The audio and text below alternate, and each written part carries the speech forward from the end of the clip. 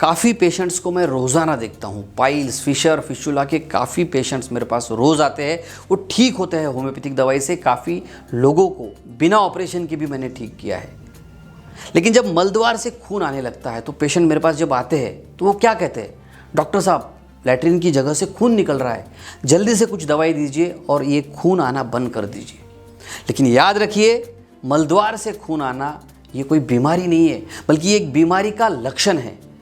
किसी और बीमारी की वजह से आपके लैट्रिन की जगह से, आपके मलद्वार से ब्लड निकल सकता है, खून निकल सकता है। और इसीलिए सिर्फ खून बंद करना ज़रूरी नहीं है, बल्कि उस बीमारी को ढूंढना भी ज़रूरी है और उसे ढूंढ के ठीक करना भी ज़रूरी है। नमस्कार, मैं डॉक्टर शीतल टोंग से बहुत बहुत स्वागत है आपका डॉक्टर टोंग से होम्योपैथी इस यूट्यूब चैनल पर।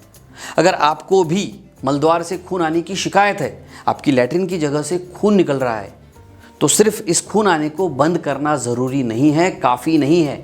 आपने कुछ विशेष बातों की तरफ ध्यान देना चाहिए, डॉक्टर से भी मिलना चाहिए। लेकिन डॉक्टर से मिलने के पहले कुछ बातों को आपने देखना चाहिए। कितने दिनों से ये खून आ रहा है, इस बात को आपने समझना चाहिए, नोट डाउन करना चाहिए। खून का कलर किस तरह का है, किस तरह का रंग इसका है, क्या ये गहरे काले रंग का है, क्या ये डार्क कलर का ब्लड है, कितना खून आपको आ रहा है, सिर्फ लैट्रिन को लग के थोड़ा सा खून निकलता है या फिर बहुत ज़्यादा खून निकलता है, पिचकारी के जैसा भी कभी कभी ब्लड पेशेंट्स को निकलता है। सो कितना खून निकलता है, कब निकलता है, कौन से वक्त निकलता है, जब आप लैट्रिन के लिए जाते हैं तब खून आता है या कभी भी आप बैठे हैं तब भी खून निकलता है। इन सभी छोटी छोटी बातों की तरफ आपने ध्यान देना चाहिए, इसको नज़रअंदाज नहीं करना चाहिए और इन सभी बातों को नोट डाउन करके फिर आपने डॉक्टर से कंसल्ट करना चाहिए ताकि उसका एग्जैक्ट कारण ढूंढ सके। और एक बात आपने मार्क करनी चाहिए, खून आने के साथ साथ और कौन कौन से लक्षण आपको है। क्या आपका पेट फूलता है, क्या आप थकान सी महसूस कर रहे हैं, कुछ दिनों से आपको वीकनेस फील हो रहा है, क्या आपको सांस लेने में तकलीफ है, क्या आपकी सांस फूल जाती है, या कुछ पेशेंट्स में ऐसा भी देखा गया है कि उनके दिल की धड़कन भी बढ़ जाती है। सो लैट्रिन जाने की जगह पर क्या आपको कोई तकलीफ है, दर्द है, इन सभी बातों को आपको ध्यान में रखकर फिर डॉक्टर के पास जाना चाहिए, उन्हें ये सभी बातें बतानी चाहिए। कुछ कॉमन कारण भी होते हैं, सिंपल से कारण होते हैं लैट्रिन में से ब्लड आने के, उनको भी हमने समझना चाहिए। कभी कभी क्या होता है, जैसे आप कुछ आहार में आयरन का अगर आप सेवन करते हैं, स्पेशली हम देखते हैं प्रेगनेंसी में आयरन की टैबलेट्स खाने के लिए दी जाती है, तो ऐसे वक्त भी आपको थोड़ा सा ब्राउनिश कलर का स्टूल हो सकता है, लैट्रिन आपकी ब्राउनिश कलर की हो सकती है। आपको वीकनेस है, डॉक्टर ने कुछ दवाई गोली आपको दी है, उससे भी आपको ये तकलीफ दिख सकती है। या फिर अगर आपने चॉकलेट के कोई पदार्थ अत्यधिक खा लिए है, उससे भी आपको तकलीफ हो सकती है। कहीं ये तो कारण नहीं है, ये आपने ढूंढना चाहिए। सो डरने की बजाय कारण तक पहुंचना ज़्यादा ज़रूरी है। बहुत सारे पेशेंट्स में मैं आए दिन देखता हूँ, बहुत सामान्य कारण होते हैं, कॉमन रीजंस होते हैं जिसकी वजह से ब्लड से खून आ सकता है। उसमें से मुख्य कारण जो है वो है एनल फिशर। एनल फिशर को हम भगंदर कहते हैं, यानी कि लैट्रिन की जगह फट जाना। ये देखिए, इसे कहते हैं एनल फिशर, क्रैक हो जाना। जब भी आपकी चमड़ी फट जाएगी, क्रैक हो जाएगी, लैट्रिन की जगह पर इस तरह से क्रैक आएगा तो वहाँ से खून निकल सकता है। सो ये मुख्य कारण है लैट्रिन की जगह से खून आने का। इसीलिए घबराए बगैर आपने इसको भी आइडेंटिफाई करना चाहिए। कभी कभी अगर आपको कंस्टिपेशन है, यानी कि आपकी लैट्रिन हार्ड होती है, इस वजह से भी क्या होगा, लैट्रिन की जगह पे जब स्टूल पास होगा, आपकी लैट्रिन जब पास होगी तो वहाँ पे क्रैक होगा और इससे भी आपको तकलीफ हो सकती है, वहाँ से खून आ सकता है। तीसरा जो मुख्य कारण है लैट्रिन की जगह से खून आने का, वो होता है पाइल्स, जिसे हम सामान्य भाषा में बवासीर कहते हैं, हिमोरॉइड्स कहते हैं। इसमें क्या होगा, लैट्रिन की जगह की जो नसें हैं वो फूल जाएगी, उसमें सूजन आ जाएगी। ये देखिए, इस तरह की अगर पाइल्स की समस्या आपको है तो लैट्रिन की जगह पर जो नसें हैं उसमें स्वेलिंग आ जाएगी, फूल जाएगी और ये फूलने के बाद कभी फट सकती है और इस कारण से भी आपको तकलीफ हो सकती है, यहाँ से खून निकल सकता है। लेकिन इसे नज़रअंदाज हमने नहीं करना चाहिए, जैसे मैंने पहले ही बताया, क्योंकि और भी बहुत सारे कारण हैं।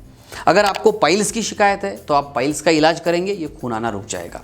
अगर आपको फिशर की शिकायत है तो आप इसका इलाज करेंगे, ये तकलीफ़ ठीक हो जाएगी, आपका खून आना रुक जाएगा। मैं आपको यहाँ पे सजेस्ट करूँगा कि आप होम्योपैथी की ट्रीटमेंट करिए।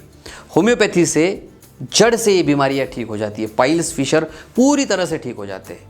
आपका खून आना तो रुक ही जाएगा, साथ में आपको जो तकलीफ़ें होती है, जैसे दर्द है, लैट्रिन को बैठने में तकलीफ होती है, चलने में दिक्कत होती है, बहुत ज़्यादा ईचिंग होती है, खुजली होती है, ये सारे लक्षण जो है सही तरीके से ट्रीटमेंट की जाए, होम्योपैथी की दवाई ली जाए तो जड़ से ख़त्म हो सकती है। इसके लिए आप आपके नज़दीकी डॉक्टर से मिल सकते हैं, आप मुझसे भी कंसल्टिंग कर सकते हैं। मेरा व्हाट्सएप नंबर मैंने नीचे दिया है, वहाँ पर आप क्लिक कीजिए, व्हाट्सएप कीजिए, मैं आपके सवालों के जवाब दूंगा। लेकिन याद रखिए, इसको हल्के में लेना नहीं है, खुद के दिल से ट्रीटमेंट नहीं करनी है, क्योंकि बाकी की भी बीमारियां हो सकती है, जैसे एनल कैंसर है, ये भी हो सकता है, कोलोन में पॉलिप हो सकता है, आपके इंटेस्टाइन के अंदर, कोलोन के अंदर अगर गांठ बन जाती है, पॉलिप बन जाती है तो ये भी कारण हो सकता है, काफ़ी दिनों से अगर डायरिया है तो ये भी कारण हो सकता है।